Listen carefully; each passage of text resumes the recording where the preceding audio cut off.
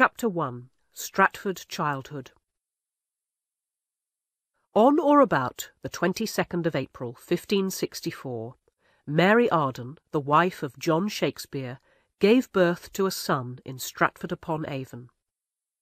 She had lost 2 baby girls before that.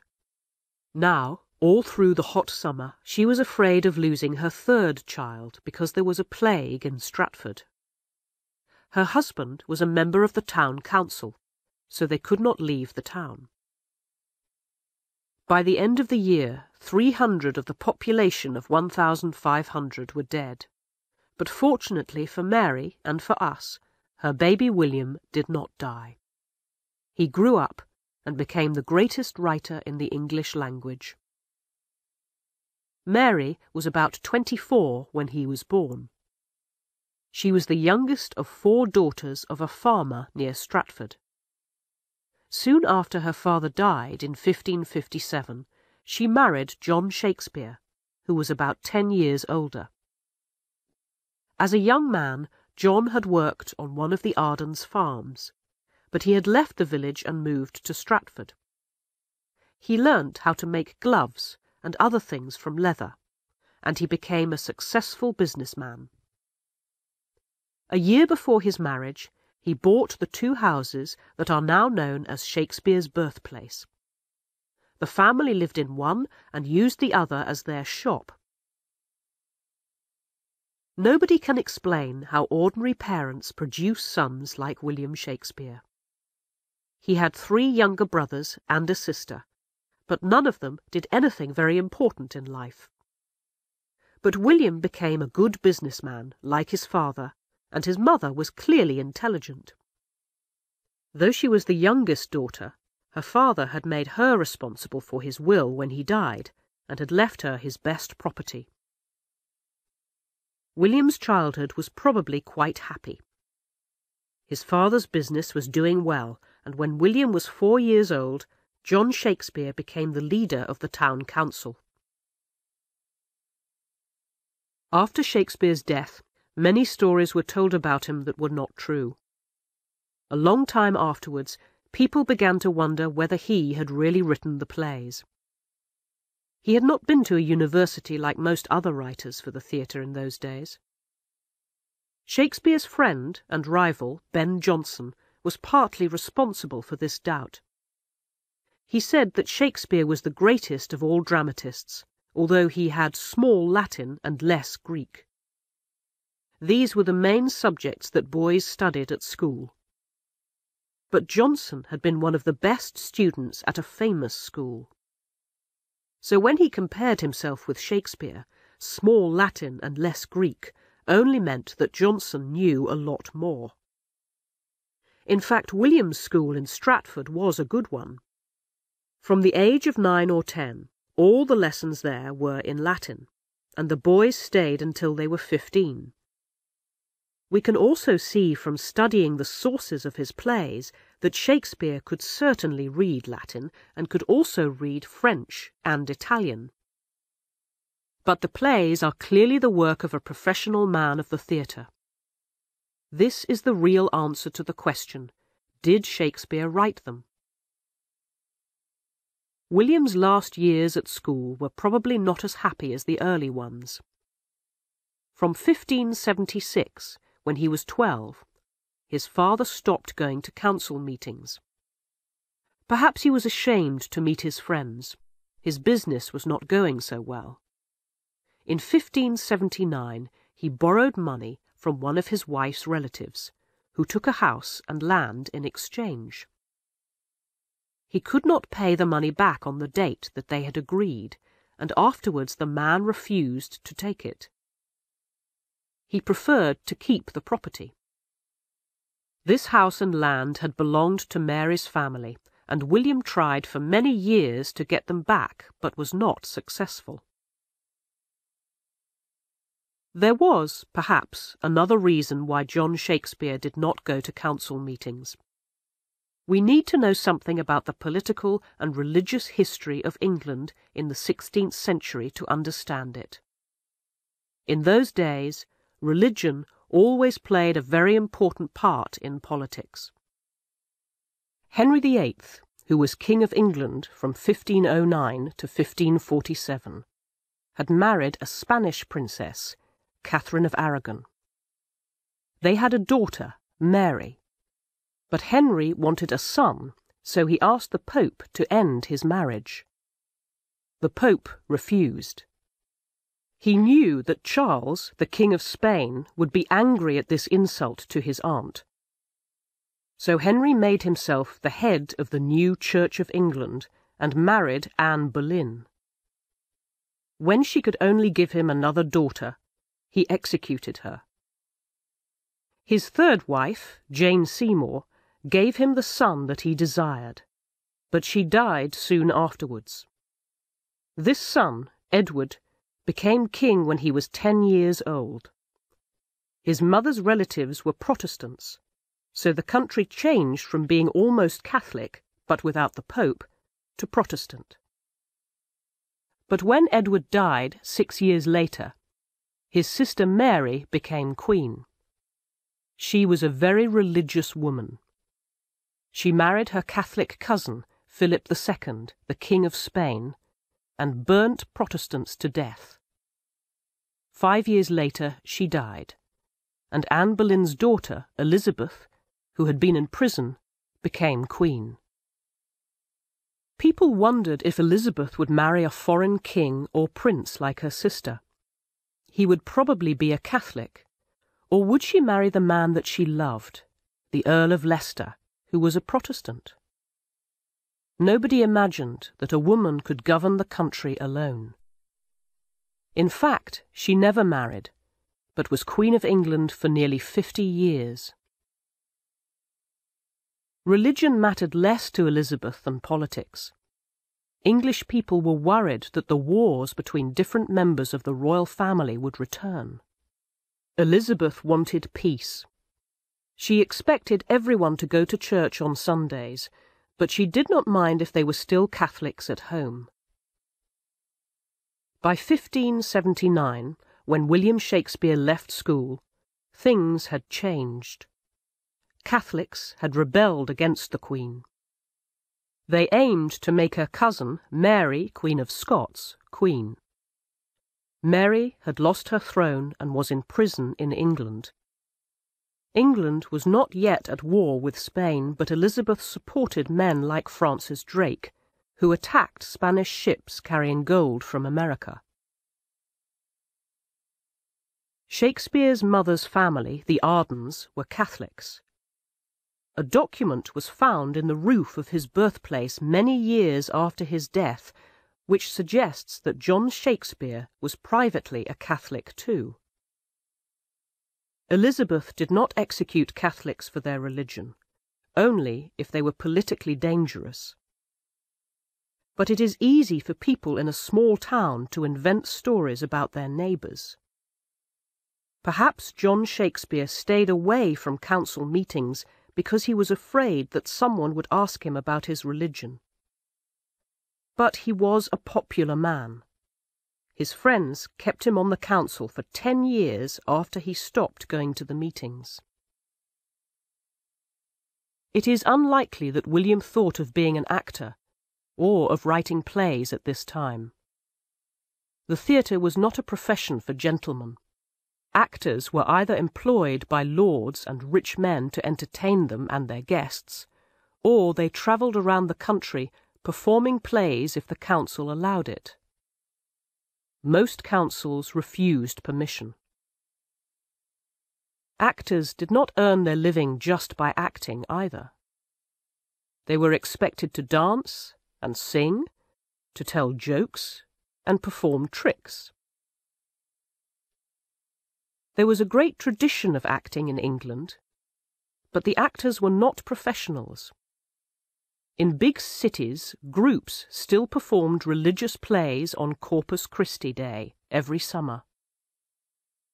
Shakespeare saw them when he was young because Coventry, near Stratford, was the last city where they were performed.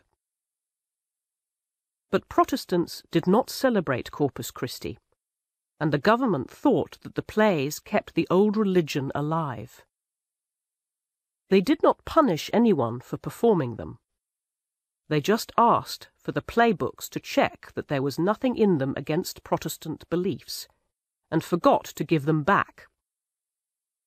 Later, the books were usually destroyed. At that time, the professional theatre was only just beginning, and there were very few plays for actors to perform. The first real theatre in London opened in 1576. The owner and builder was James Burbage. Years later, his son Richard played the hero in all of Shakespeare's greatest successes. Chapter 2. A Wife and Children. We do not hear of Shakespeare again until 1582, when he married Anne Hathaway. But there is an interesting story about him that may explain what he did after leaving school. John Aubrey, writing about 100 years later, did not agree with Ben Jonson's report that Shakespeare had small Latin. He says that Shakespeare understood Latin well, because he had been a teacher in the country when he was young. This story may be true because it was told by William Beeston, the son of one of the actors in Shakespeare's theatre company.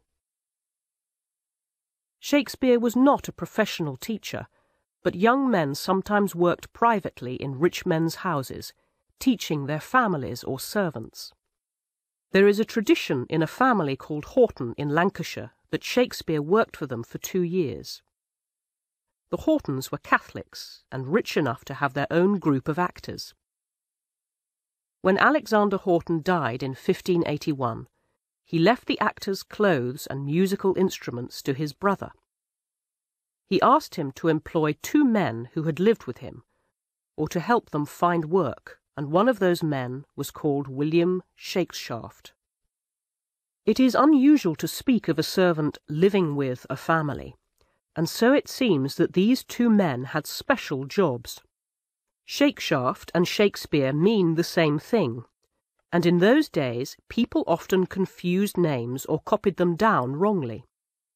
We cannot prove that Shakespeare taught in the Horton house, or that he had his first experience of theatre there.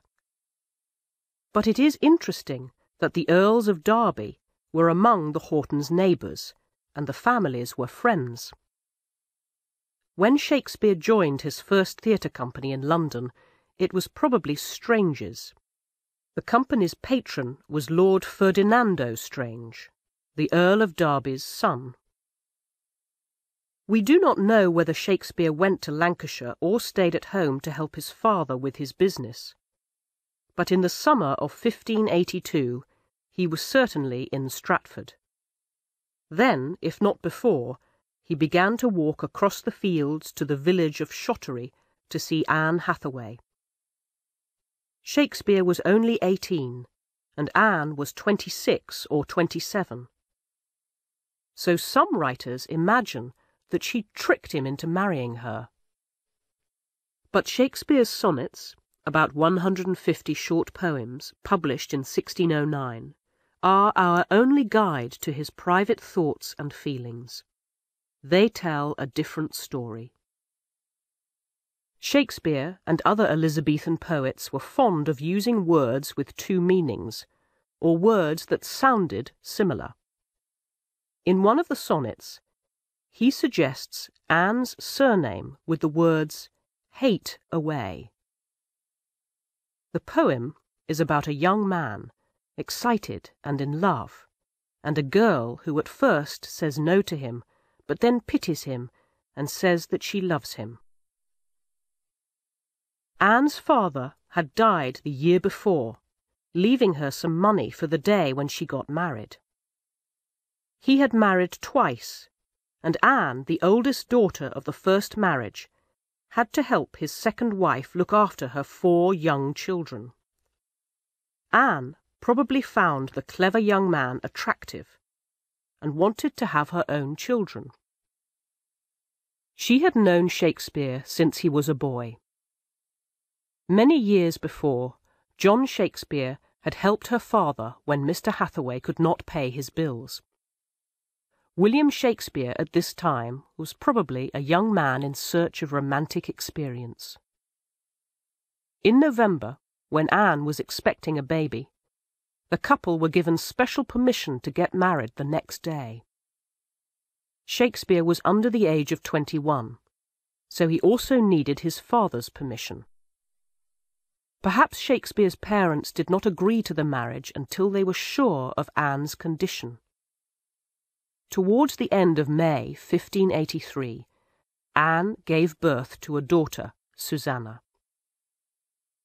There is reason to believe that Susanna was the person that Shakespeare loved most and the member of his family who was most like him. For the next 2 years at least, the young couple lived with Shakespeare's parents. At the end of January 1585, they had twins, a boy and a girl. They called them Hamnet and Judith, after their friends, Hamnet Sadler the baker and his wife. Most Elizabethan wives had children almost every year, so it is a little surprising that Shakespeare and Anne had only 3. It is true that he was not often at home after he moved to London, though he probably returned to Stratford once a year.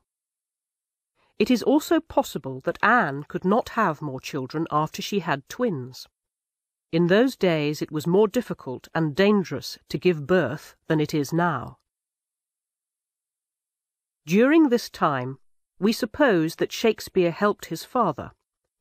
It was useful for a businessman to have a son who could read and write. But it is unlikely that Shakespeare wanted to spend the rest of his life in Stratford making gloves. We do not know when or why he left the town. He probably went to London a year or 2 after the twins were born. Perhaps he carried with him a letter to Lord Strange's company of actors from friends in Lancashire. Long after his death, Nicholas Rowe, who wrote the first life of Shakespeare, said that he had to leave Stratford. It was a punishment for hunting in a park that belonged to Sir Thomas Lucy. If the story is true, Shakespeare took his revenge in The Merry Wives of Windsor, a play that contains many memories of his childhood. Lucy was a judge in Stratford, and Shallow, the foolish country judge in the play, may be like him. Chapter 3. The Lost Years.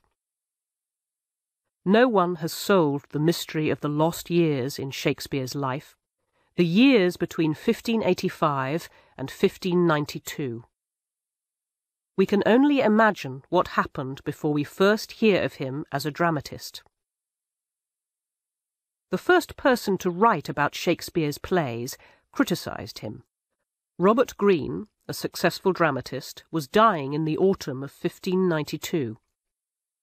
His last work contains an angry personal attack on Shakespeare.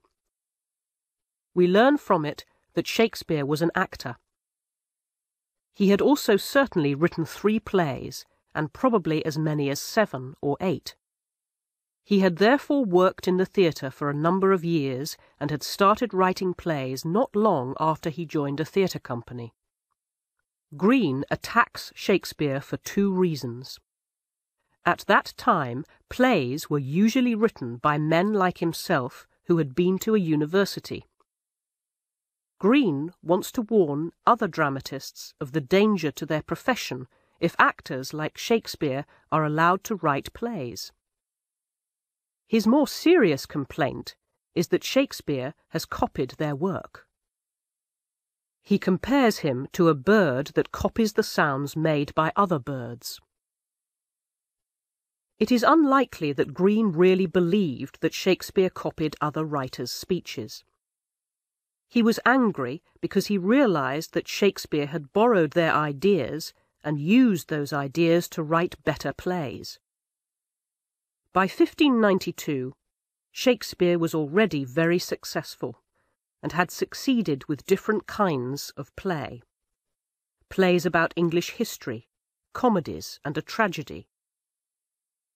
Green complains that this young man thinks that he can do everything in the theatre. We can understand Green's attitude better if we compare the theatre in London in Shakespeare's time to Hollywood in the 1930s. The situation was similar in many ways. The actors were the stars. Everyone in London knew the name of Edward Alleyn, the most famous actor at that time. But the dramatists were like the people who wrote the 1930s films. Their names did not appear outside the theatre, and the manager of the company often made them write in small teams to produce plays faster. Films in Hollywood were written in this way when the cinema was the main form of popular entertainment. When the writers sold their work to a theatre company, they lost control over it. Plays were not usually published because that allowed rival companies to perform them. The company only published them if it needed money or if someone had produced a bad copy of one. Only half of Shakespeare's 37 plays were printed in his lifetime. It seems surprising that the world's greatest dramatist did not take more care of his work. To understand that, we must again make a comparison with Hollywood. Until the 1950s, the films of great directors like John Ford or Howard Hawks were not accepted as art. In the same way, during the 25 years of Shakespeare's life in the theatre, plays were not literature. Shakespeare probably accepted the general opinion. He published his poems, which, in his opinion, proved his ability as a writer. His first plays show that he was still learning. Christopher Marlowe, who was the same age as Shakespeare, but had started earlier, was a greater poet at this time, and his plays had made Edward Alleyn a star. Thomas Kyd had written the most exciting play of the 1580s, The Spanish Tragedy. People today think that Shakespeare stood alone, far above the other dramatists of his time. But many of them wrote excellent plays that are still performed. Shakespeare's greatest strength was his willingness to try new ideas. He remembered the Latin comedies of Plautus and Terence, and the tragedies of Seneca that he had studied at school and copied them. He studied the plays of his rivals and the changing fashions among the audience. When he was the most successful dramatist in London, he used the subjects of old plays that he had seen or acted in and produced something much better. Even his own tragedies and comedies are different from each other. Most dramatists repeat their successes. Shakespeare only seemed to write the same kind of play if he was not satisfied at first. Then he continued until he got it right. The early plays are therefore very different from each other, as Shakespeare tried one form after another. He wrote 3 plays about the wars in England in the 15th century, and another play about English history. There was a Roman tragedy that is so violent that many people would like to believe he did not write it. And he wrote 3 comedies. A romantic comedy, a comedy taken from Plautus, and one that uses familiar scenes from Stratford. The most interesting are the last 2, The Comedy of Errors and The Taming of the Shrew. The first is the story of a man and his servant. They were lost when they were babies and arrive in a town where each one has a twin brother with the same name. It is one of the funniest plays that Shakespeare wrote. He makes clever use of all the possibilities for confusion. Antipholus of Syracuse, the recently arrived brother, cannot understand why a strange woman, Adriana, his brother's wife, is angry with him. When he falls in love with her sister, Luciana, he is surprised that she is shocked and upset. The Taming of the Shrew is often criticized today. It seems to be about a man who marries a bad-tempered girl and is cruel to her until she is willing to obey him. The play is one of a number that modern audiences are unwilling to accept. We should not be surprised that Shakespeare did not always have the same view of life as we have, since he died nearly 400 years ago. But the real problem is often that the modern director does not understand the play and introduces his own ideas. Shakespeare did not usually give the Elizabethan audience just what they expected either. There were hundreds of stories about bad-tempered women in Europe, but The Taming of the Shrew is not typical of them. It tries to show that in a good marriage the two people are partners and work together as a team. The wife does not always have to obey her husband, as most of the audience believed. Chapter 4. Plague, Poems, and a Patron. When Robert Greene wrote his attack on Shakespeare in 1592, the theatres were closed. The plague had returned to London that summer, and the future for a dramatist was uncertain. Who could say when the theatres would open again? In fact, they were closed all through the following year, and by the spring of 1594 the actors were in serious trouble. Most writers at that time needed a patron. A lord like Lord Ferdinando Strange sometimes gave his name to a company of actors, but poets were the only writers who could hope for support. No help was given to dramatists. So in the spring of 1593, Shakespeare wrote a poem, Venus and Adonis, and published it with a letter to Henry Wriothesley, Earl of Southampton. We cannot be sure that he knew the Earl at this time, but it seems likely that they met and that Southampton invited him to his country house in Hampshire. Shakespeare's second long poem, The Rape of Lucrece, was published in the following year. In it, he says that his love for the Earl is without end, and promises that his past and future work is for his patron. The relationship between Shakespeare and Southampton has been a cause of argument. Was the Earl the handsome young man who appears in the sonnets? In these poems, the poet loves him, but the young man takes a dark-haired woman from him. We shall never know. Southampton was certainly handsome, and people said that he had physical relationships with other men, which was a crime in those days. When Shakespeare published Venus and Adonis, Southampton was only 20 years old. The political connections are more important.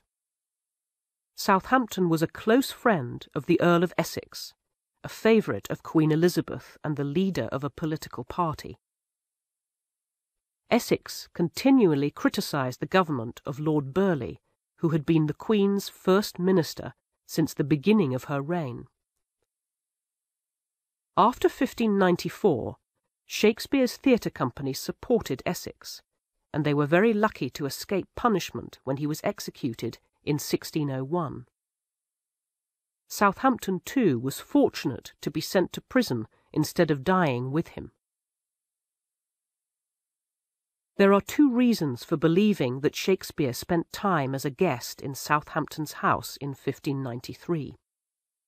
First, during that time he wrote a play called Love's Labour's Lost. He usually used stories by other people as a starting point, but on 3 occasions in the 1590s the story was the product of his own imagination. These plays were written for special occasions, though they were all performed in the public theatre later. Love's Labour's Lost is full of the kind of romantic language that lords and ladies liked to hear, but there are also a few political jokes and characters who make fun of other writers. The story begins with the real meeting some years before between the Protestant King of Navarre, by 1593 Henry IV, King of France, and the Princess of France. The king's followers in the play, Biron and Longueville, have the names of the lords who were with him when the Earl of Essex met Henry in France in 1591. It seems likely that the play was written for a private performance at Southampton's house while the theatres were closed because of the plague. After Queen Elizabeth's death in 1603, King James I freed Southampton from prison, and he soon became the favourite dancing partner of the new queen, Anna of Denmark. In the winter of 1604–5, Shakespeare's company performed at court 11 times. Southampton probably chose the plays, 8 of them by Shakespeare. Most of them were his more recent successes, but among them was Love's Labour's Lost. It seems a strange choice unless Southampton was celebrating his good luck and remembered its first performance in happier times many years earlier. Even if Shakespeare spent some time in Southampton's house in 1593–4, the young lord could not give him much help. He had annoyed Lord Burleigh by refusing to marry his granddaughter, and had spent most of his money. It seems that Southampton continued to think well of Shakespeare, but Shakespeare had to return to the theatre to earn his living. The future of the theatre in England in the spring of 1594 was very uncertain. Marlowe was dead. According to the official report, he had an argument with another man over a bill in a pub and was killed. But the man was not punished. The other man was a government spy, and Marlowe had also worked as a spy. Modern writers suggest that Marlowe was killed because he liked to shock people and knew too many of the government's secrets. On the 16th of April, 1594, Lord Ferdinando Strange died suddenly. He had been the patron of the company that Shakespeare had probably joined when he came to London. People said that the government had poisoned Strange because some Catholics wanted him to be king. His company had divided in two in 1591, when Edward Alleyn had had an argument with James Burbage. Alleyn and some other actors had left Burbage's theatre, taking some of the playbooks with them, and had joined a rival theatre owner, Philip Henslowe. Lord Strange had continued to be the patron of this group.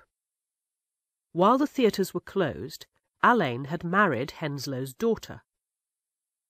Shakespeare probably stayed with the Burbage family at first, and for a time the Earl of Pembroke was their patron.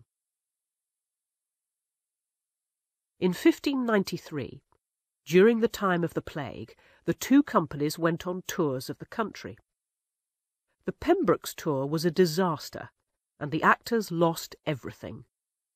Shakespeare was not with them, perhaps because he was staying with the Earl of Southampton. It seemed that the theatre in London would come to an end because there was no one to support it. Then the government saved it.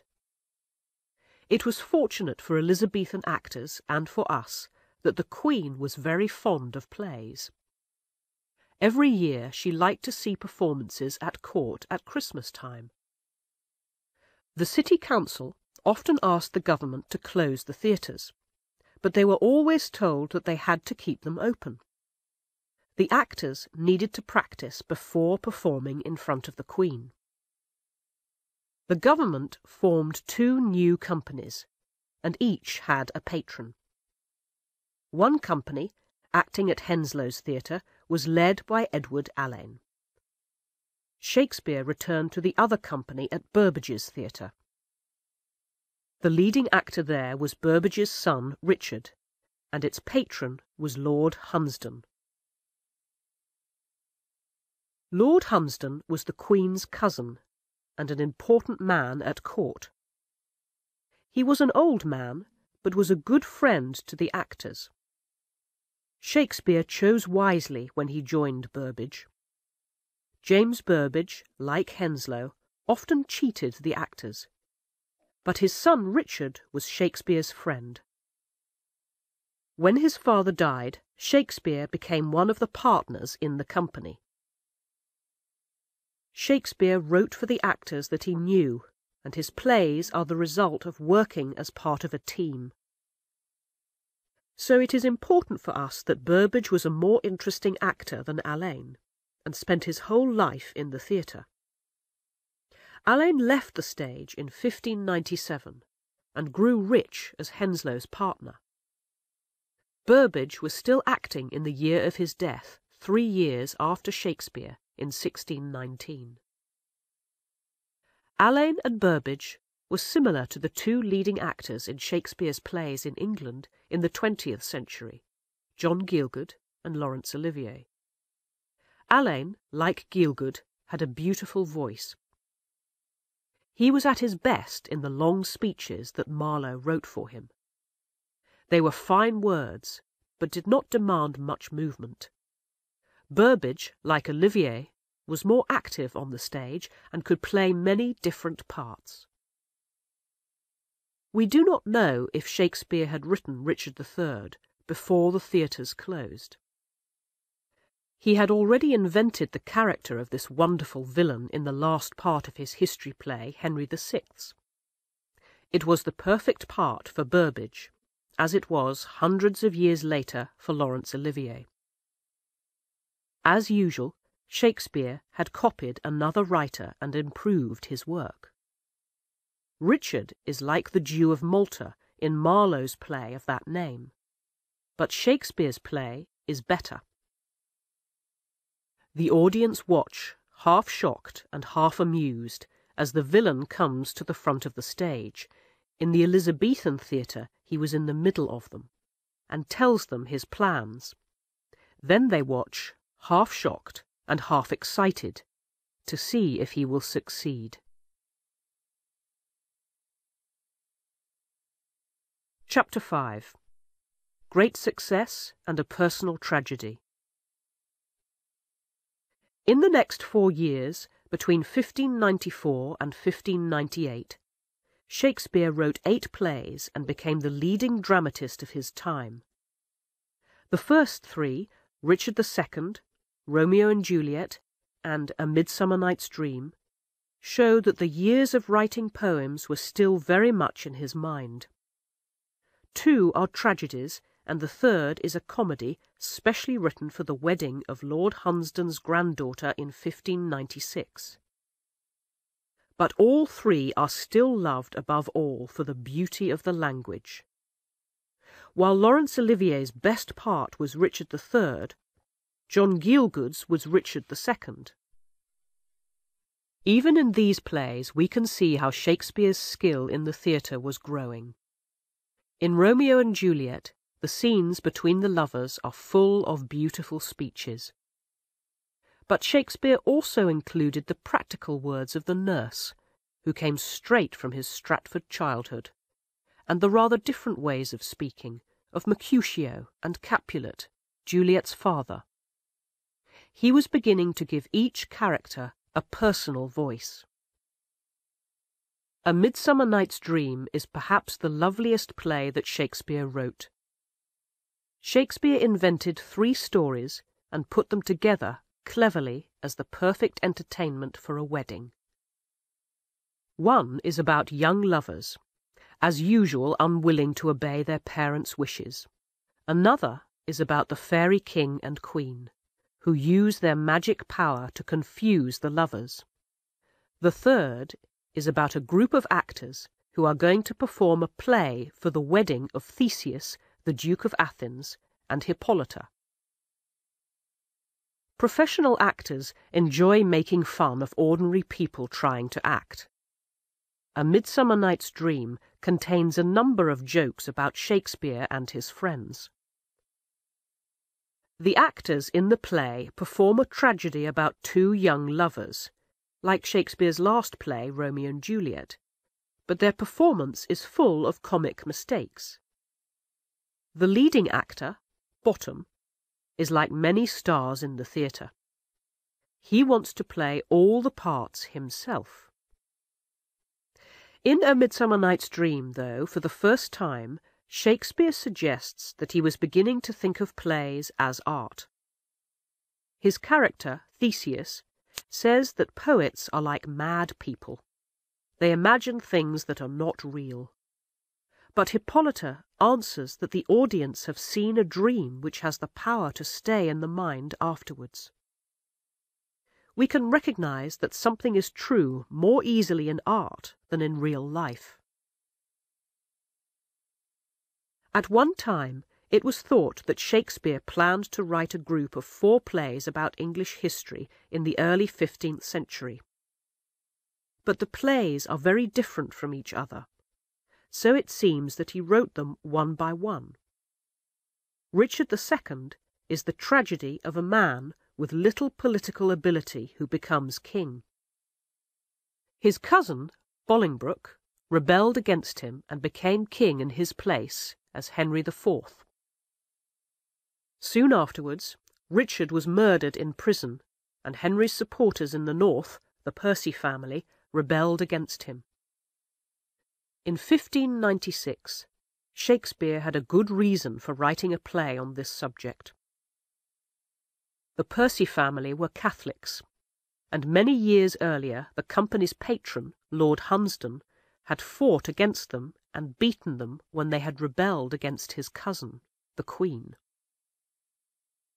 When they watched Richard II, the audience were sure to think of the Queen and her cousin. Many people in the audience also remembered 2 plays about the reigns of Henry IV and Henry V that had been very popular a few years before. These plays were really both about Henry V, the greatest English war leader in history at that time. He had got into trouble as a young man because he had a friend called Sir John Oldcastle, and they behaved badly. When he became king, he changed completely and was remembered afterwards as a hero. At first, Shakespeare planned to write 2 plays like this, one about Henry V while he was still a prince, the other about him as king. But when he invented the character of the prince's friend, Oldcastle, he saw that it was the perfect part for one of the stars of his company, the comic actor Will Kemp. As in many other plays, he used 2 similar stories for comparison. Here, one is serious and one is comic. The relationship between the prince and Oldcastle tells us something about the relationship between the prince and his father. But because the 2 stories are both very interesting, Shakespeare realized that he had too much to say for one play, so he divided the first play, called Henry IV, in 2. This was not the end of the matter. Henry IV Part 1 was acted with great success, but soon afterwards Lord Hunsdon died, and Lord Cobham took his place at the royal court. Lord Cobham belonged to the Oldcastle family. He complained that the company were making fun of Oldcastle, so Shakespeare had to change the name. This is why one of his most famous characters is called Falstaff. There is a story that Queen Elizabeth enjoyed the play so much that she wanted to see a play about Falstaff in love. Lord Cobham died in March, and Lord Hunsdon's son took his position. He was going to join the Queen for a celebration at Windsor that summer. Shakespeare had started writing Henry IV Part 2, but he had to stop and write a special entertainment, The Merry Wives of Windsor. It is said that he wrote it in 2 weeks. The play is very funny and has a lot of characters with amusing accents. One of them is a Welsh teacher who is annoyed with a little boy called William in a Latin lesson. Here, Shakespeare was remembering his childhood. As usual, he used the experience to improve his next play. Henry IV, Part 2, is not really a history play. Falstaff and his men appear in most of the scenes, which clearly take place in the England of Shakespeare's own time. The play suggests that the great days of the past have ended. Many people felt like that towards the end of the great Queen's reign. Falstaff in this play is not so amusing. He is old and tired, and cheats simple country people like the judge, Shallow, while he is waiting for the prince to become king. Then he hopes that he will be a favourite at court. But at the end of the play, the new king, Henry V, gives him money, but says that he must stay away from him. Falstaff is the first of Shakespeare's characters who is so interesting on the stage that he has a life outside the theatre. People have heard of him before they see or read the play. This situation began 200 years ago, when it became the custom to talk about characters in plays as real people. And so today we may see Henry IV, Part 2, performed with the prince as a kind of villain. The director thinks that the audience will feel more sorry for Falstaff and blame the prince for what happens to him. The same custom is the reason why Shylock, the villain in The Merchant of Venice, is often changed into a man who is unfairly punished, and Hamlet becomes a sad dreamer who cannot make up his mind. Although Shakespeare understood life better than most of his audience, he belonged to his own time. We cannot always expect him to think in the same way as we do. The Merchant of Venice is a typical example of this. Modern audiences feel guilty if they see a Jew as a villain because of the suffering of the Jewish people under Hitler. But in 1597 there were very few Jewish people in London, and they were not popular because most people thought that they had killed Jesus Christ.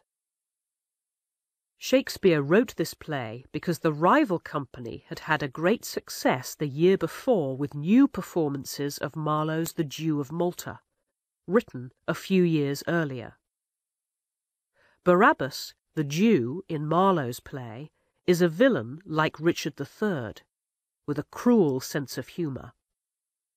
Burbage probably asked Shakespeare to write a part for him as good as that.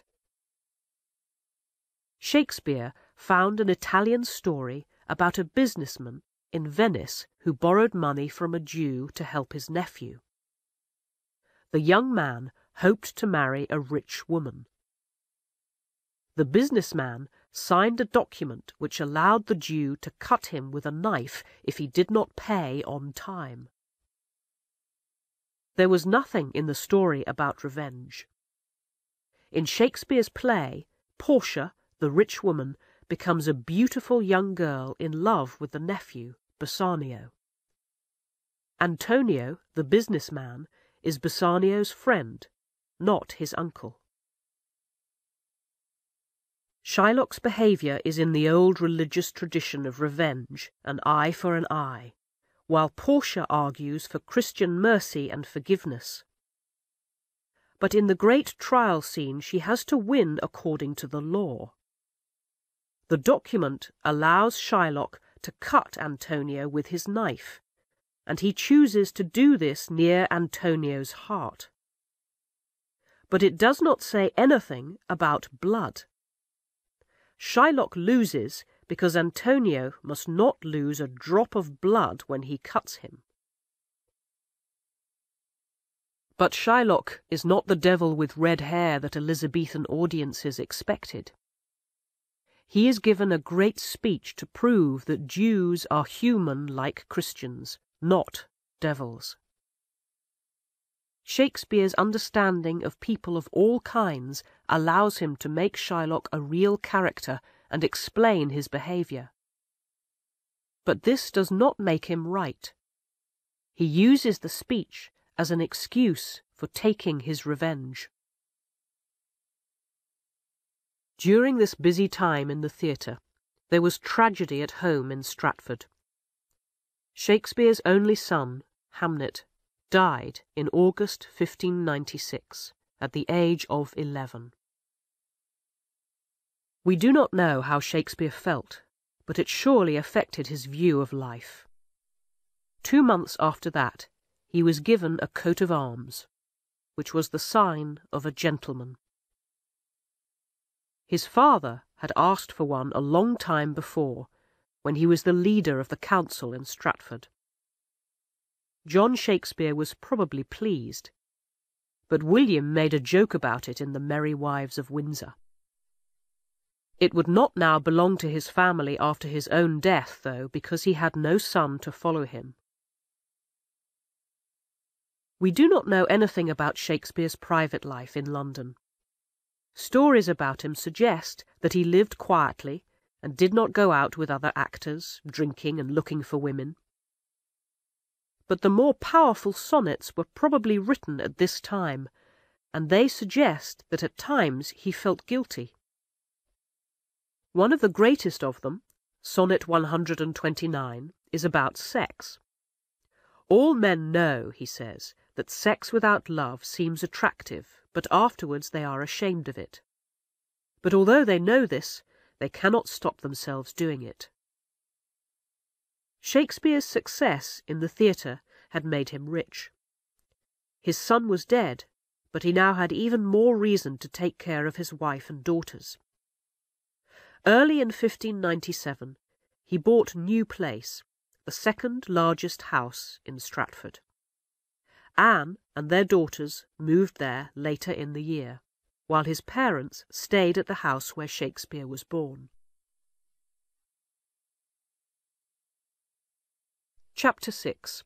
The Globe Theatre.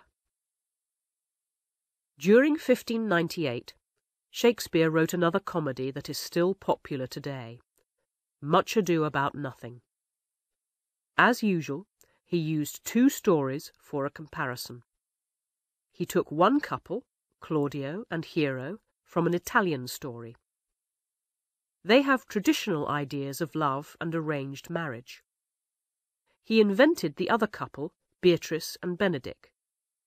They learn that real love is the product of what he calls in one of his sonnets, the marriage of true minds. The character of the comic town policeman, Dogberry, comes from his Stratford childhood. Everything seemed to be going well for the company. James Burbage was dead, and the company now belonged to his sons, Richard and Cuthbert. But in the cold winter of 1598, they had problems. The theatre stood inside the City of London, and the owner of the land refused to let them continue there. They had to perform a number of times at court at Christmas time, and for a month or 2 they acted in another, smaller building. Then the brothers reached a brave decision. Between their performances at court, they took the whole wooden theatre in pieces across the river to some land outside the city. In the spring, they built a new theatre and called it the Globe. The Burbages needed money, and so they invited the 5 leading members of the company to join them. From this time, Shakespeare was a partner in the theatre. For the new theatre, Shakespeare wrote 3 plays. He finished Henry V to complete the story of the prince, and he also produced a comedy, As You Like It, and a tragedy, Julius Caesar. Laurence Olivier made a great film of Henry V at the end of the Second World War. He was able to show the scenes of fighting in colour in the film. Shakespeare realized how difficult it would be to do this on the stage, so he wrote speeches, which he probably spoke himself, asking the audience to use their imagination. In an Elizabethan theatre, they always had to do this. The theatre was outdoors, and some of the audience stood around the stage in the open air. People could pay more money for seats at the sides. If they wanted to be seen, not to see the play, they could pay to sit on the stage itself. There were only 2 entrances, both at the back of the stage, but there was a special door in the floor where characters like ghosts and devils could suddenly appear. But although the actors had some simple pieces of furniture, the audience had to imagine where the scene was taking place. The dramatist also had to remember that the actors would not always perform in a theatre. They often performed at court. If there was plague in the city and they had to go on tour, they had to act in any building that they could find. Unlike most other dramatists, Shakespeare acted in the plays himself. This was a great advantage. While he was writing, he imagined where the actors would be. His plays are full of lines that tell the audience what is happening and show the actors what to do. The main story of his beautiful comedy, As You Like It, comes from a popular book by Thomas Lodge. Early in the play, the heroine, Rosalind, and her cousin, Celia, go to the forest to look for Rosalind's father. Perhaps the actors put up 2 or 3 trees on the stage, but the audience knew that the girls had arrived when Rosalind said, "Well, this is the forest of Arden." In the same way, Shakespeare told the audience when characters were coming on the stage or going off. He gave them a picture of the scene and told them the time. Plays at the Globe were acted in the afternoon, but the first scene of Hamlet begins at midnight and ends as Horatio describes the sun coming up over a hill in the east. Although it may seem that the audience had to use their imagination all the time, Elizabethan theatres had one great advantage when compared with most theatres today. The stage area was much bigger, and the actors could stand in the middle of the audience. It was easier for a character like Richard III or Hamlet to make the audience believe that the other actors on the stage could not hear him. He was much nearer to the audience than to them. In the second scene of Hamlet, at least 10 actors came onto the stage. They placed thrones for the king and queen, and stood near them while Claudius made a long political speech. Everyone was dressed in bright colours to celebrate the wedding of Claudius and Gertrude, except Hamlet, who was dressed in black. He stood at the front of the stage, as far from the king and queen as possible, and told the audience what he thought of them. The Globe immediately became the most popular theatre in London. In September 1599, a Swiss visitor, Thomas Platter, saw a performance of Julius Caesar there. His diary gives us an idea of what an Elizabethan performance was like. Even after a tragedy, the actors danced. I saw the tragedy of Julius Caesar with at least 15 characters very well acted. At the end, they danced according to their custom. Chapter 7. Hamlet, the Last Comedy and a Lucky Escape.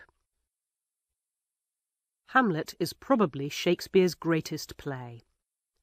It is certainly the most famous. But today's Hamlets are usually very different from each other and from the one that Shakespeare wrote about in 1600. Goethe began this fashion 200 years ago. He said that Hamlet was a gentle young man, unable to obey his father's command that he must revenge his murder. After that, it was easy to imagine that he was a man who could not make up his mind.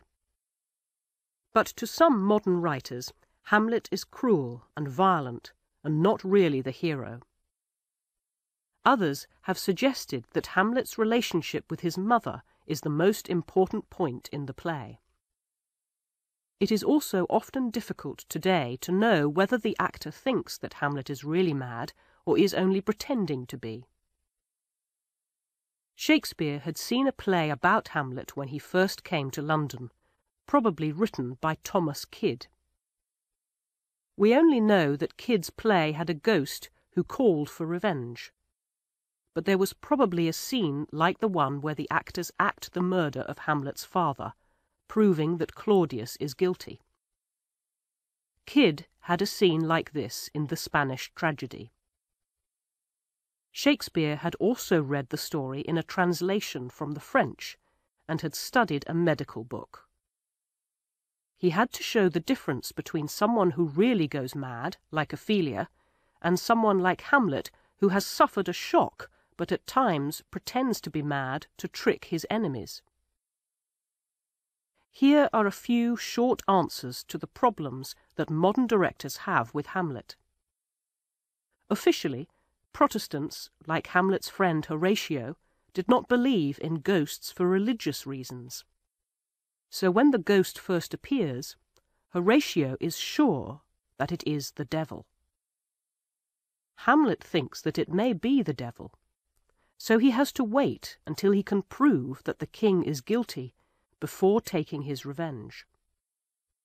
He sees his opportunity halfway through the play when he asks the actors to perform a play with a scene like his father's murder.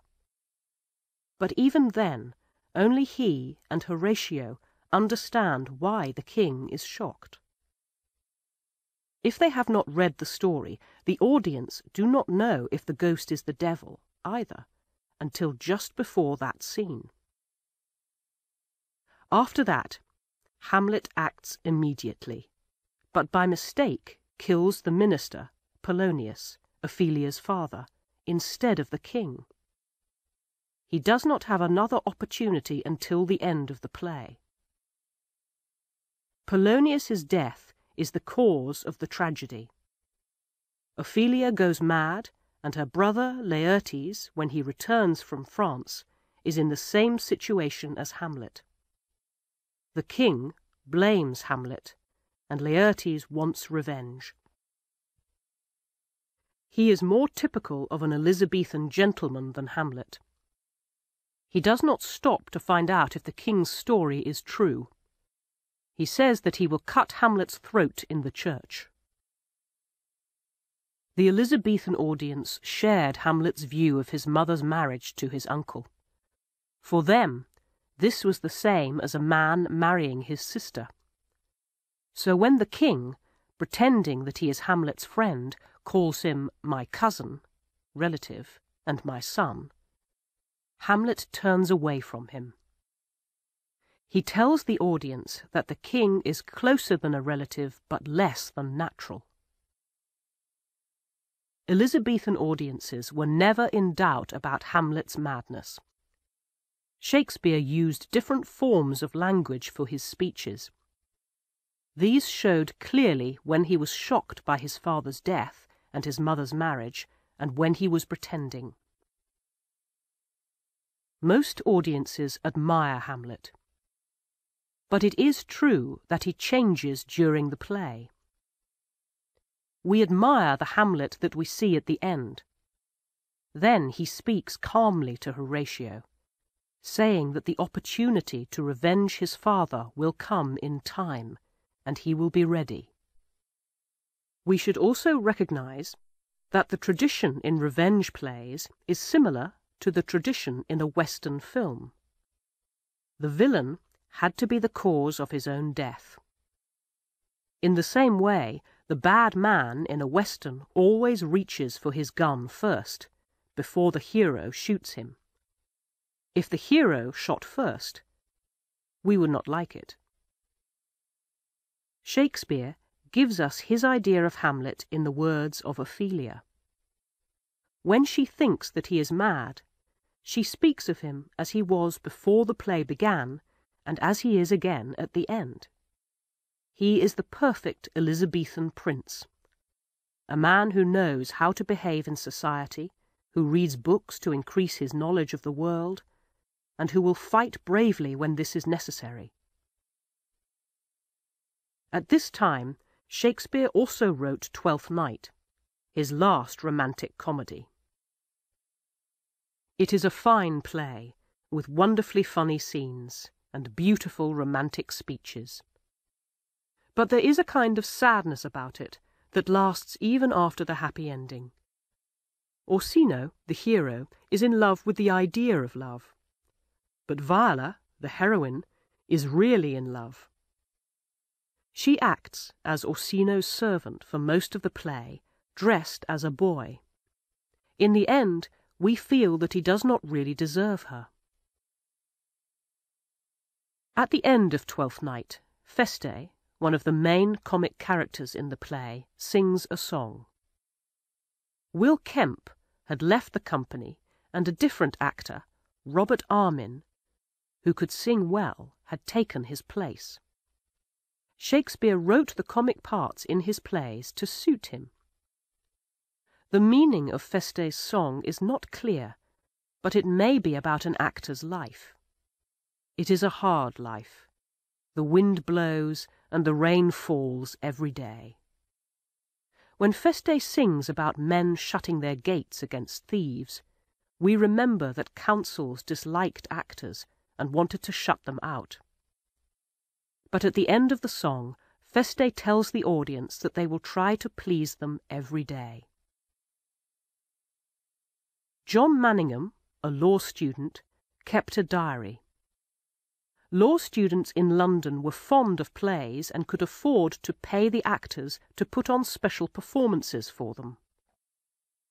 Manningham saw Twelfth Night in February 1602, and the next month he wrote down a story that he had heard about Burbage and Shakespeare. Burbage had seen a good-looking woman in the audience and arranged to meet her.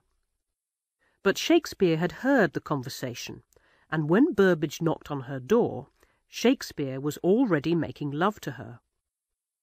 Her servant gave Burbage a message from Shakespeare, saying, "William the First King of England, came before Richard III, Burbage's most famous part."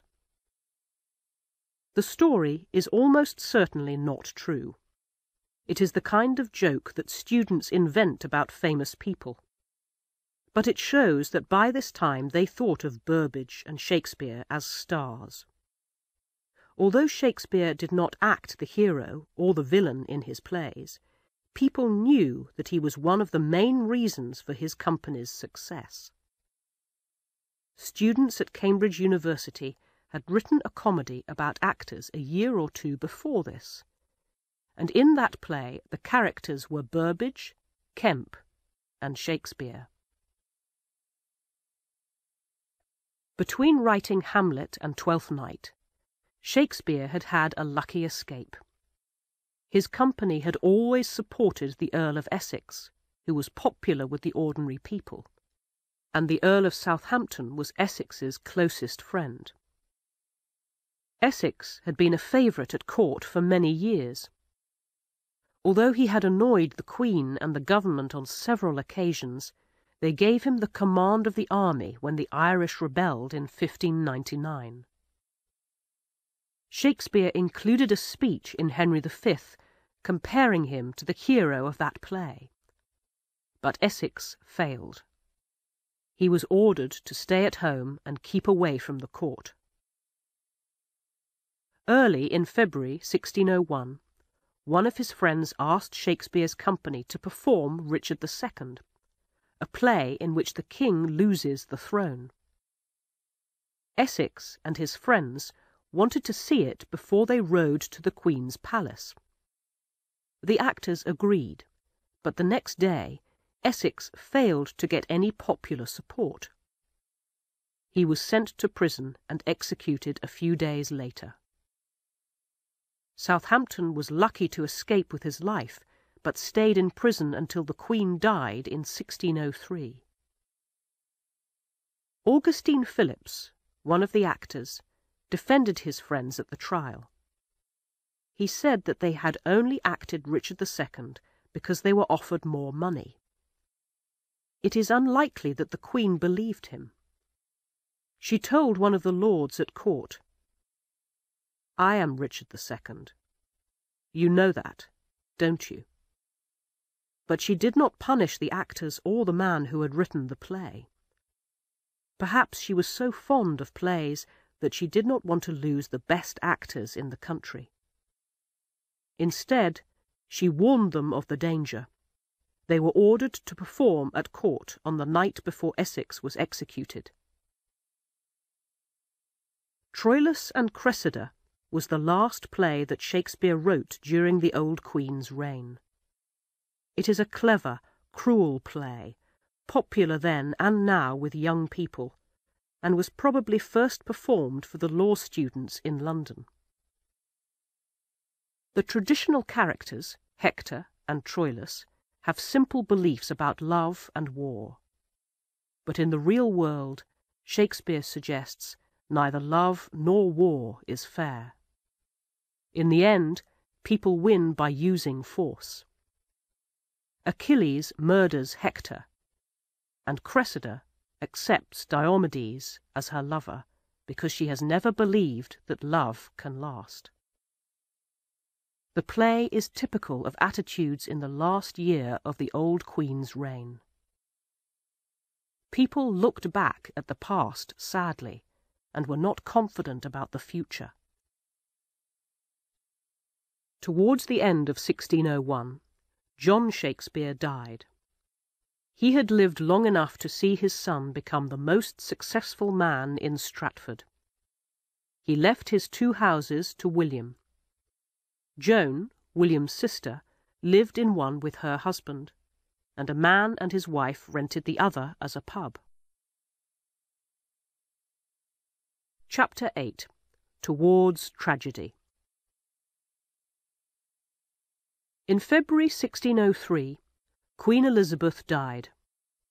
Her nearest relative, James, King of Scotland, became King of England too. Shakespeare's company had reason to be pleased. The Earl of Southampton came out of prison and soon became a favourite of the new King and Queen. James decided to take personal control of the theatre companies. Only 2 were allowed to operate. Shakespeare's company became the King's Men. The other company was called the Queen's. Shakespeare probably gave up acting at about this time. He had never played the main parts. According to later stories about him, he had a fine voice and usually took serious parts, kings, dukes, or old men. In Hamlet, for example, he played the ghost. There was a practical reason for this.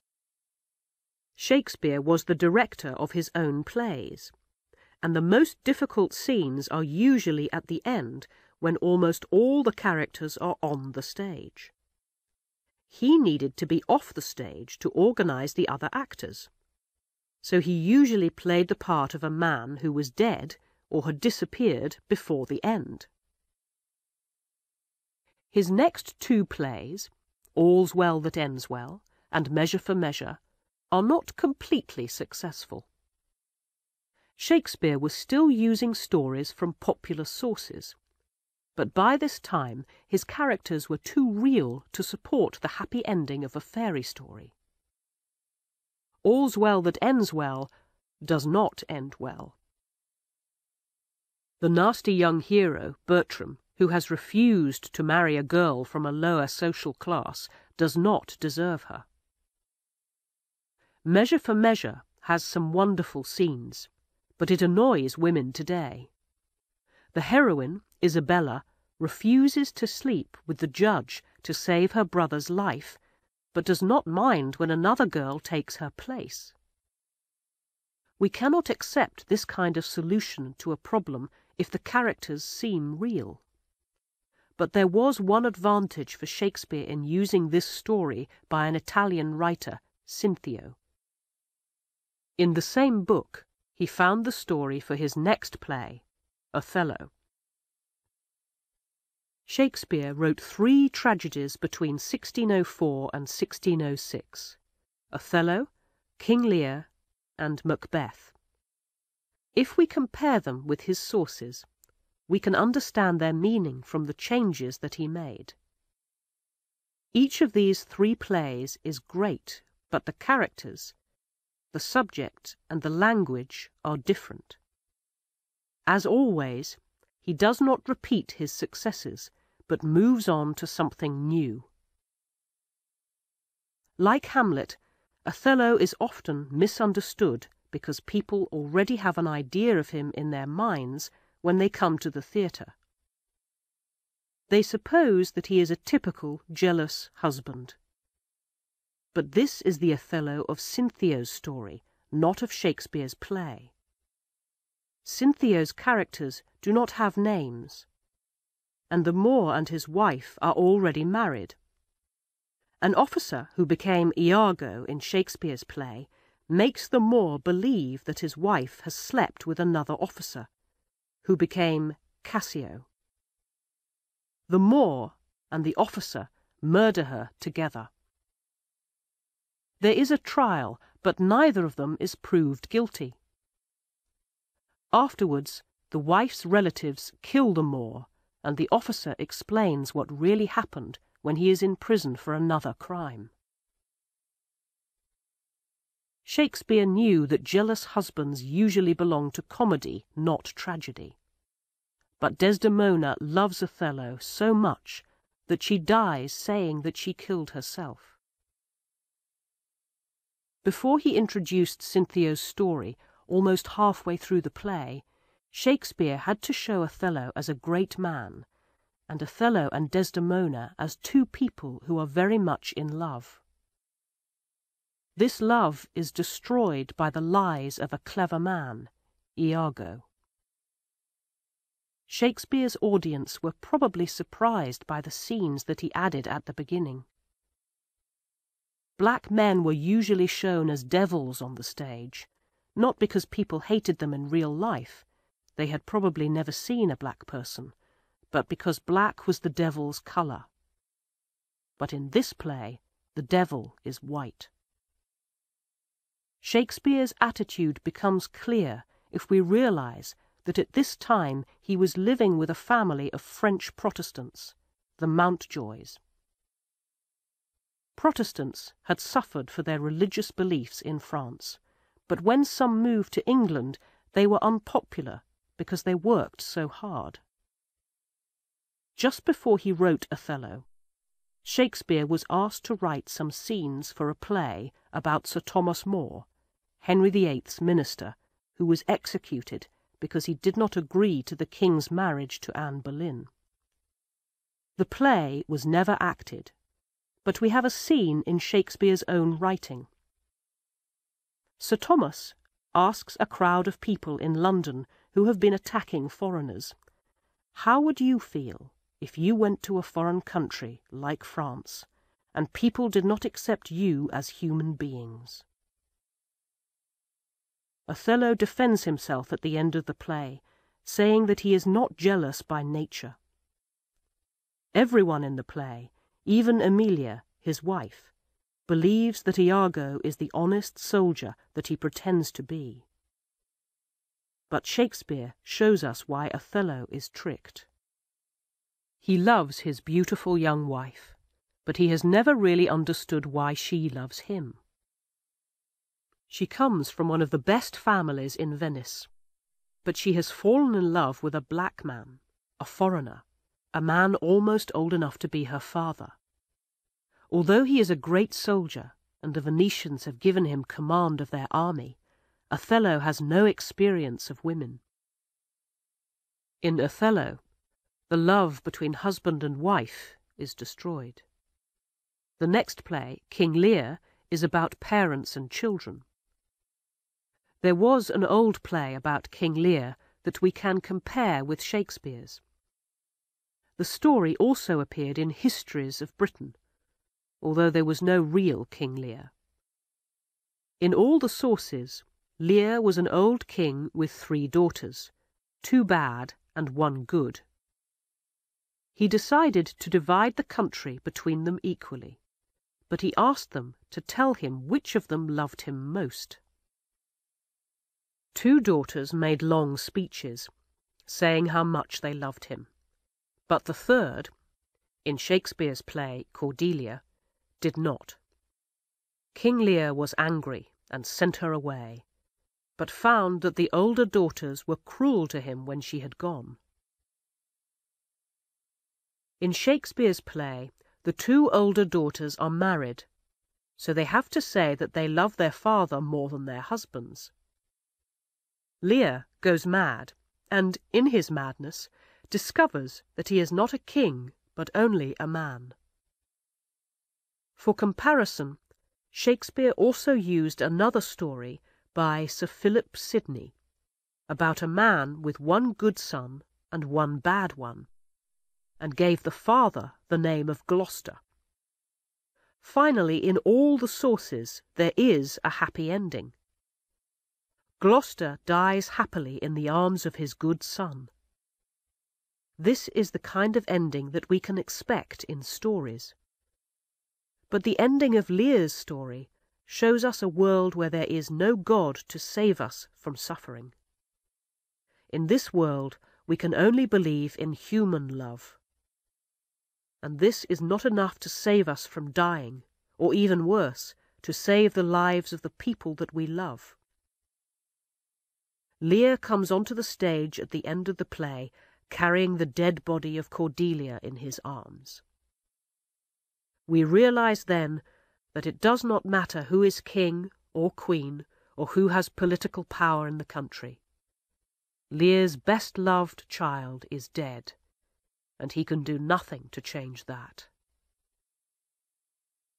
At such moments, most dramatists of Shakespeare's time wrote long speeches for the actor.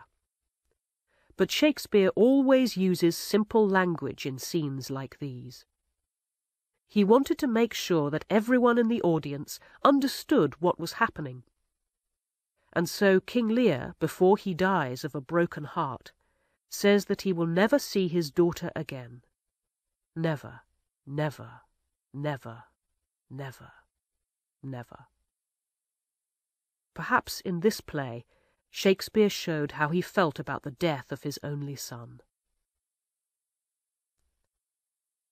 The patron of Shakespeare's company was now a Scottish king, and so Macbeth, the 3rd great tragedy, was probably written to please him.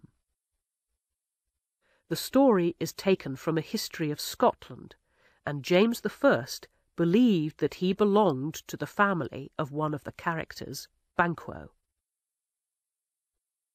When Shakespeare began to write about a hero who becomes a villain, he was probably thinking of the lucky escape that James had had on the 5th of November, 1605. Some Catholics tried to kill him with an explosion under the Houses of Parliament. The Earl of Southampton and the brothers of 2 of Shakespeare's friends were there. The date is still celebrated in Britain every year as Guy Fawkes Day. When Shakespeare began writing plays, characters alone on the stage spoke to the audience mainly to tell them what was going to happen. But by the time he wrote Macbeth, he could show the hero's mind working. Before and after Macbeth murders the king, we hear him thinking about his actions. In this way, we can see how he realizes that one crime leads to another. He never feels guilty about anything that he has done, but we are unable to look away from the stage because of the power and beauty of the language. Shakespeare's speeches, in his greatest plays, suit the character who is speaking and come naturally from what is happening on the stage. In plays like Macbeth, we remember the lines because of the pictures that Shakespeare paints in our minds. Halfway through the play, Macbeth decides to kill the wife and children of his enemy, Macduff. Why not? He asks himself. He imagines that he is halfway across a river of blood. It is so deep that he would feel as tired if he went back as if he crossed over to the other side. He does not feel guilty. By now, another crime is just something that makes him tired, not something that he is sorry for.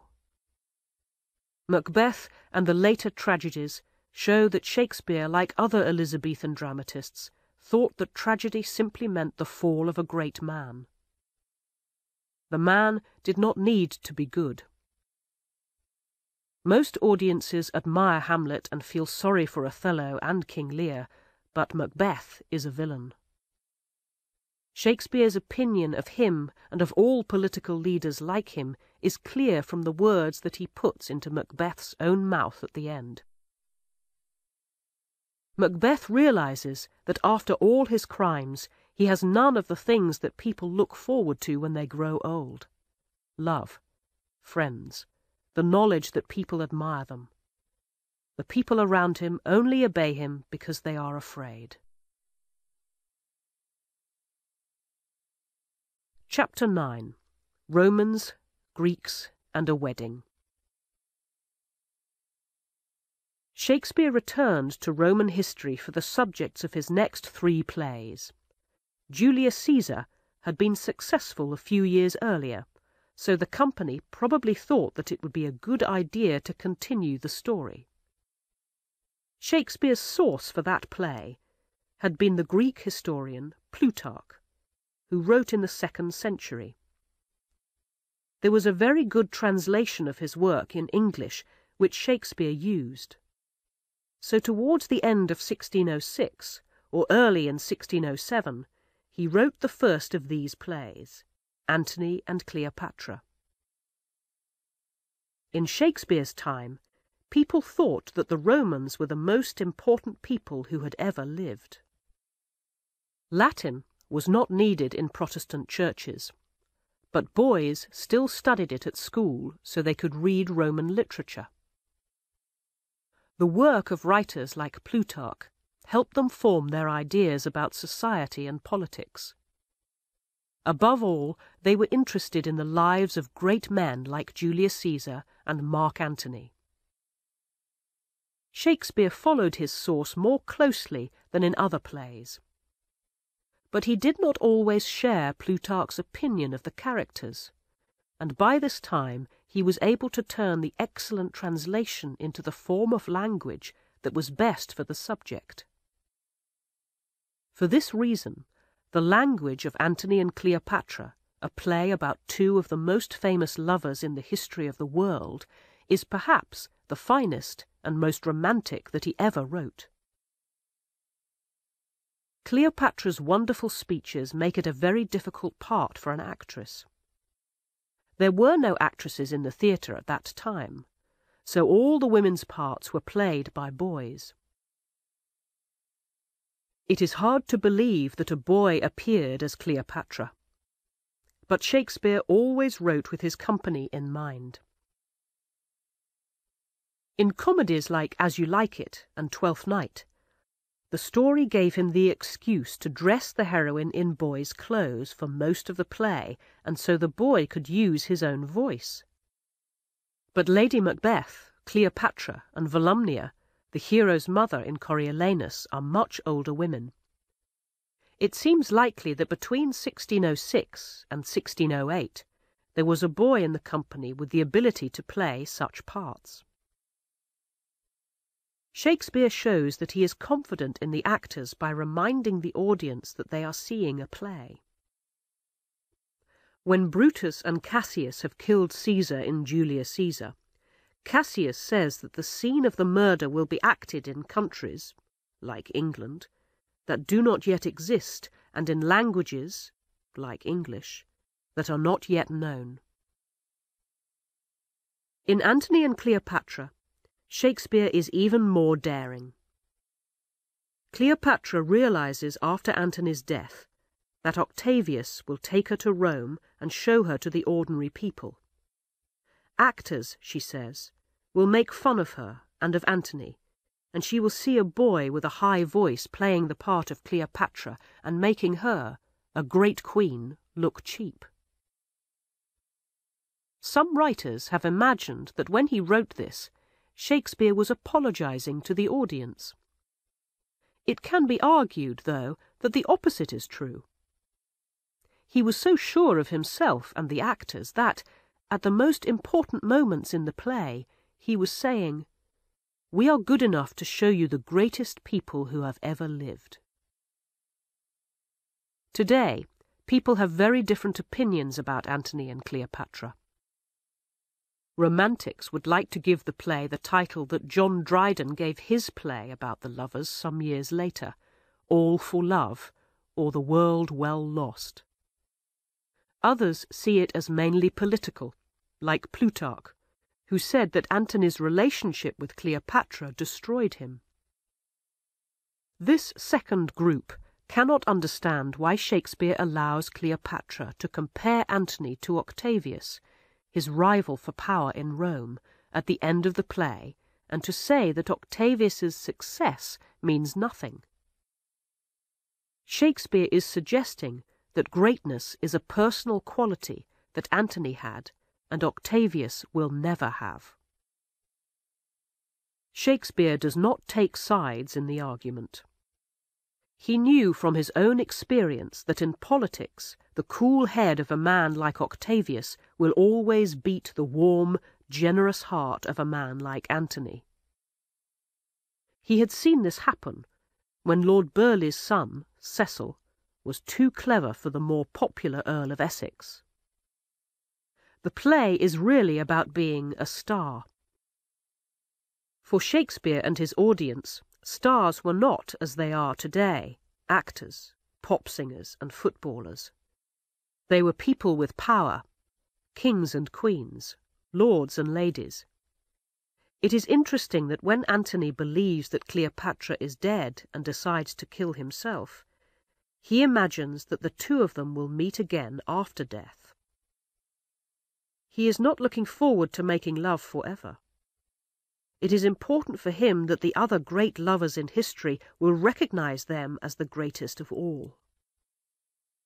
In the same way, Cleopatra kills herself at the end of the play because this proves that she is a queen. She will not let any ordinary person have the opportunity to destroy her. We do not feel sorry for Antony and Cleopatra at the end of the play, as we do when young lovers like Romeo and Juliet die. We can only admire them because the truly great are beyond pity. After this, Shakespeare probably worked on another story from Plutarch, Timon of Athens.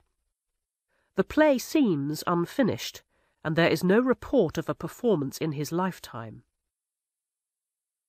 In the story of Timon, the Greek general Alcibiades appears. In the war between Athens and Sparta, Alcibiades was driven out of Athens and in revenge led a Spartan army against it. But when Shakespeare decided to write a play about a man like that, he chose a similar story about a Roman, Coriolanus, instead. Coriolanus is Shakespeare's most political play. In it, he compares the attitudes of different social classes, and so most readers today understand it according to their own political beliefs.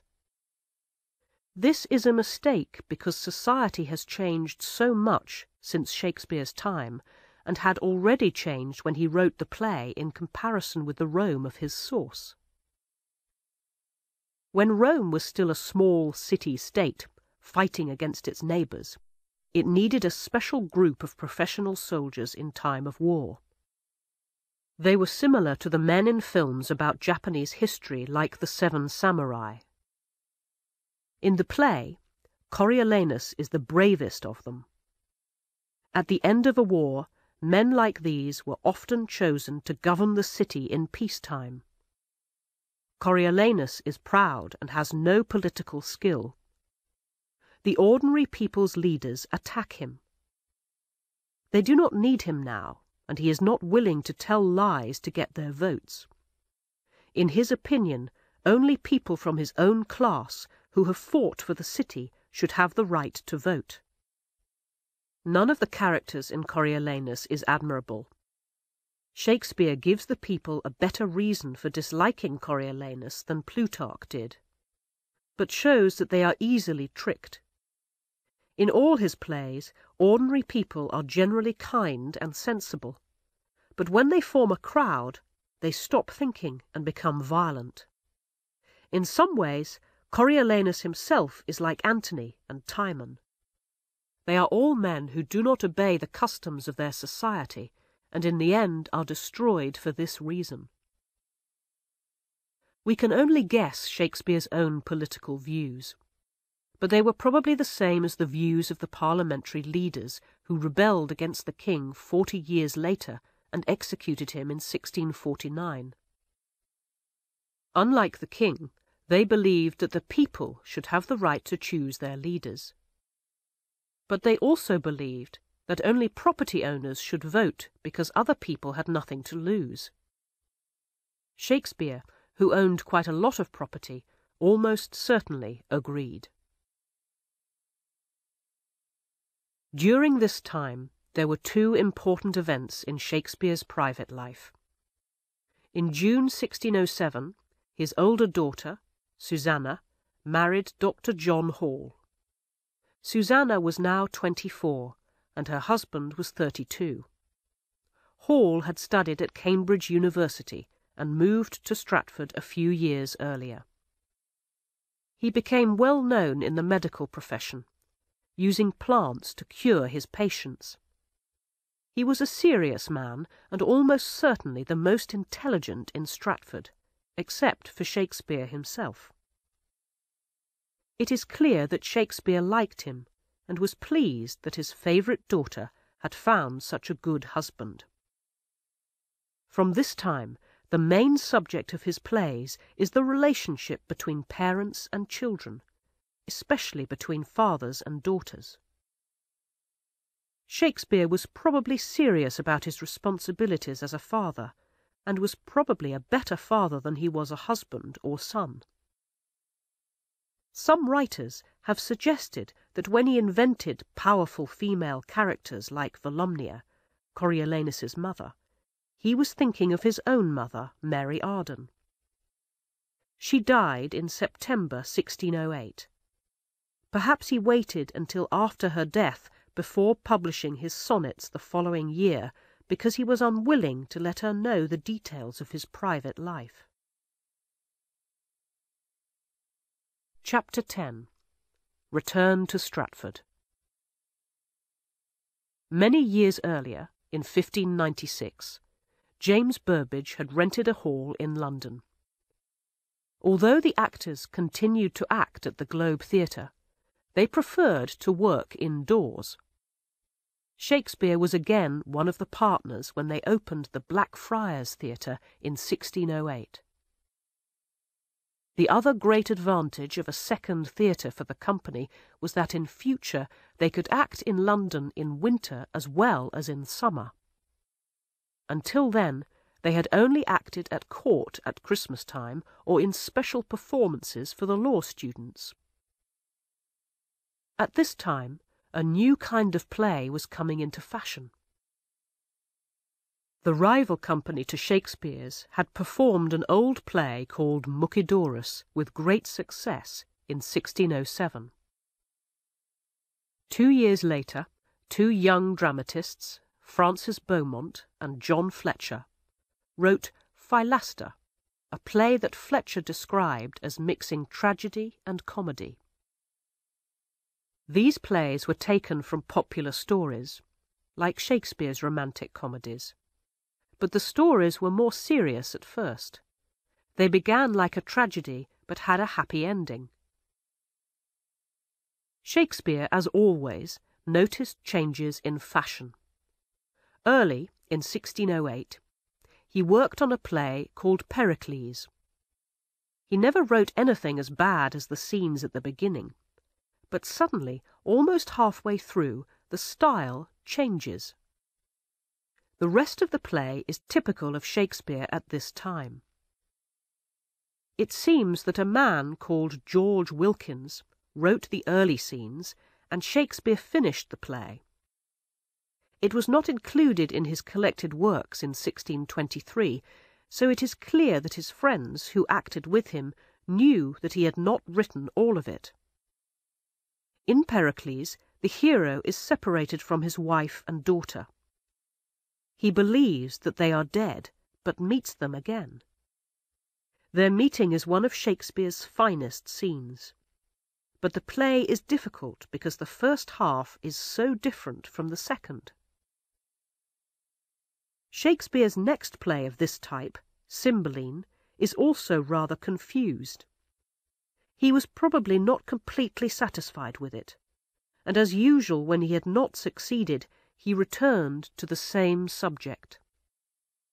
In the third play, The Winter's Tale, written in 1610, he manages to solve the problem of a play that begins like a tragedy but has a happy ending. The title of this play means a fairy story, the kind of story that people tell in winter to pass the time. The play is about forgiveness for the past, and there are a number of things in it that seem to be connected with Shakespeare's own life. The source is an old story by Robert Greene, the man who had attacked Shakespeare when he first succeeded as a dramatist. Greene's story ends sadly, but Shakespeare changed the ending to write the kind of play that Beaumont and Fletcher had described. Leontes, the king of Sicily, has always been friendly with the king of Bohemia, Polixenes. Leontes is Shakespeare's idea of a jealous man. Othello only becomes jealous when Iago tricks him. But Leontes imagines a relationship between his wife, Hermione, and Polixenes for no reason. After Polixenes has been staying at his court for some time, Leontes suddenly decides that Hermione's unborn child is Polixenes's, not his. Polixenes escapes, but when the baby girl is born, Leontes orders one of his lords, Antigonus, to take it to another country and leave it for wild animals to eat. He puts Hermione on trial, acting as the judge himself, and says that she is guilty. He has sent 2 men to ask the god Apollo for advice, but he does not wait for them to return. When they do, they bring the message that Hermione is innocent. At this point, another messenger comes in to say that the young prince, Mamillius, has died, afraid of what will happen to his mother. Hermione falls to the ground and is carried out of the court. Paulina, Antigonus's wife, comes back to tell Leontes that she is dead too. We see Antigonus with the baby in Bohemia, Polixenes's country, and there is an amusing moment when an animal comes on the stage and Antigonus runs away. An old man finds the baby and tells the audience that the animal has eaten Antigonus. Before the next scene, an actor tells the audience that 16 years have passed. The baby has grown up into a beautiful young girl called Perdita, which means lost, and the young prince, Polixenes' son, is in love with her. His father is very angry, but the young couple escape to Sicily. There, Leontes helps them, and in the end, the old man brings some letters that he kept. These prove that she is Leontes' daughter. The young couple are married, and finally we learn that Hermione did not die. Paulina looked after her. So Leontes finds his wife and daughter again after many years. When he wrote this play, Shakespeare was living in Stratford again for most of the year. If it tells us something about his own life, we may suppose that he became jealous of his wife while he was absent in London many years earlier. But Susanna's marriage to Dr. Hall had helped him to discover happiness again with his family. We cannot prove that this is true, but it is interesting that at the end of The Winter's Tale, when everyone is happy, no one says anything about the young Prince Mamillius. In the play, he died 16 years earlier, almost the same length of time in 1610 since the death of Shakespeare's own son, Hamnet. Chapter 11.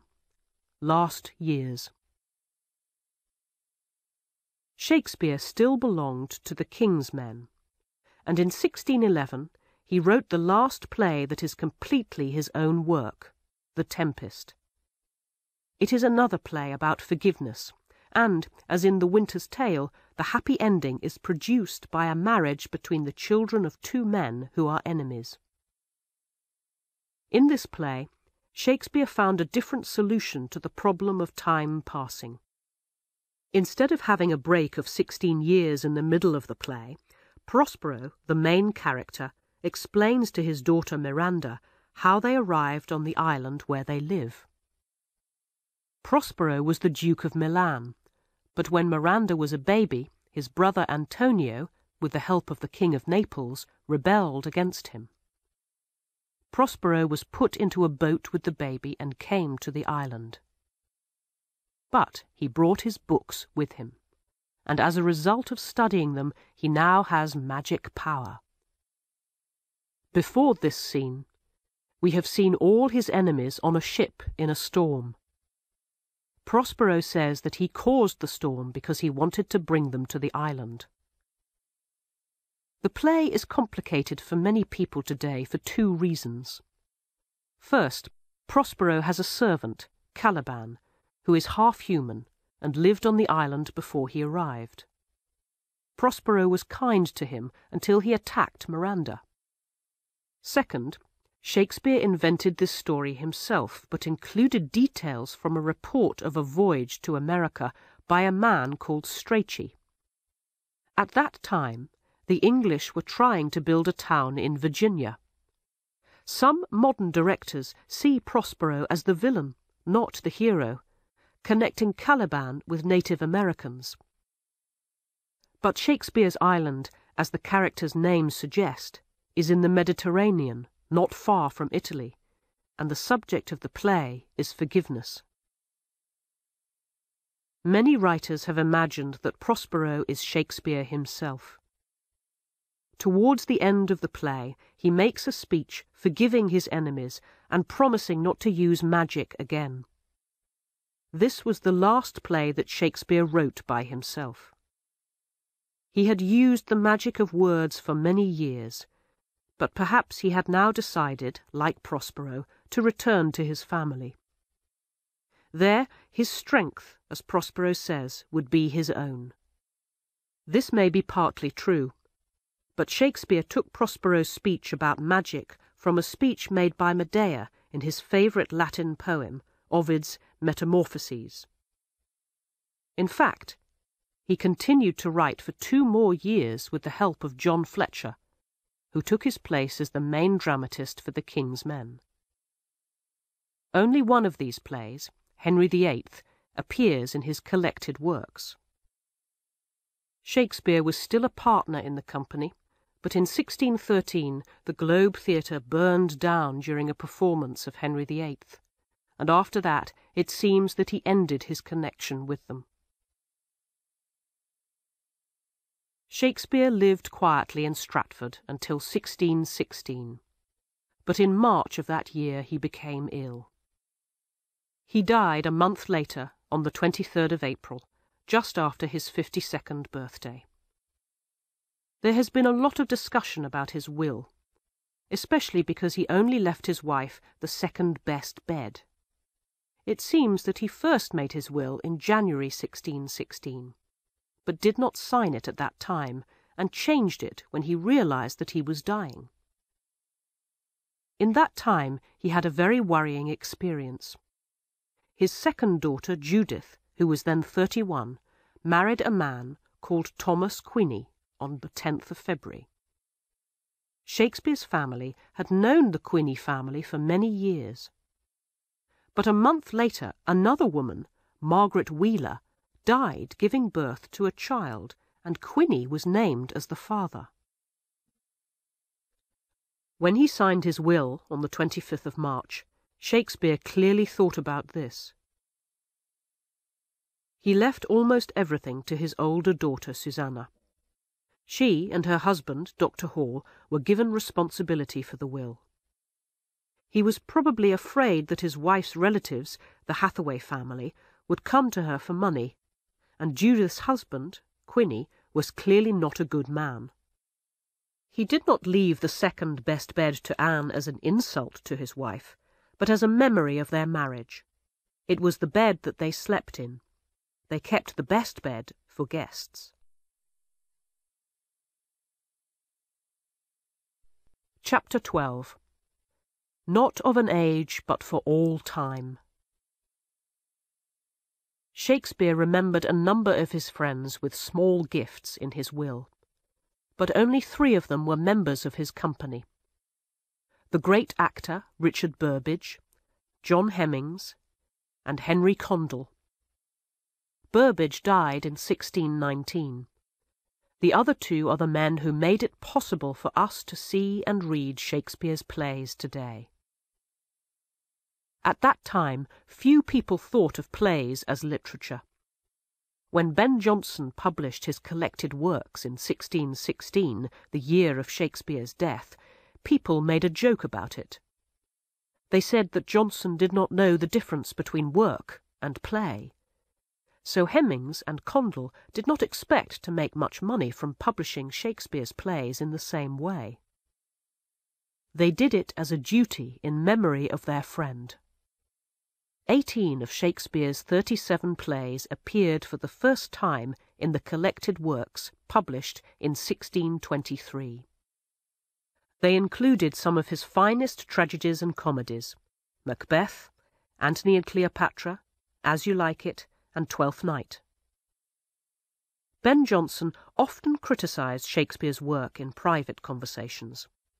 He was a great dramatist himself, but he wrote a different kind of play.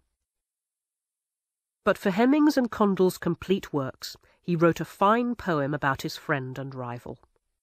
He compared him to the best of the Greek and Roman dramatists, and said that Shakespeare was the greatest of them all. He was not of an age, but for all time. He did not only belong to his own time, his work will live forever. All writers belong to the time when they live. It is a mistake to imagine that Shakespeare had the same views on religion or politics as we have. No serious student accepts that, and it is a pity that so many modern directors change the meaning of his plays in performance to suit their own opinions. So Jonson was right that Shakespeare was not only a man of his own time, but he was also right in the sense that Shakespeare's plays give pleasure to people at all times and help them to understand life better. This is partly because the plays are full of exciting scenes and wonderful speeches, and the characters are still real for us because they have a special way of speaking that suits them personally. Shakespeare was never satisfied with one form of play, and so almost all of his plays contain something new and different. He studied the successes of other dramatists and improved on them. Finally, he was a great dramatist because he was an actor. In some of his sonnets, he seems ashamed of his profession. He wanted to be known as a gentleman. But his plays are great because he always imagined them on the stage while he was writing, and he knew which actor was going to play each part. But Shakespeare's great ability in the theatre is only part of the story. King Lear is a play that asks the question, what is a man? In this play, Lear realizes that titles like king or lord are not the things that matter in life. He learns that ordinary people suffer in the same way as he does, and that before everything else, a man is a father, son, or husband. Shakespeare understood the minds of men and women and can help us to understand them. Because he was an actor and spent his life studying people and listening to them, he could imagine the thoughts and emotions of all kinds of men and women. He can make us believe that he knew what an old Jewish person or a black soldier thought, although he had probably never spoken to one. He can show us the hopes and fears of an intelligent young girl or an Egyptian queen, although in his lifetime these parts were always acted by boys. And so, if you are fortunate enough to see a great Shakespeare play well acted, this is still the most wonderful experience that you can have in a theatre.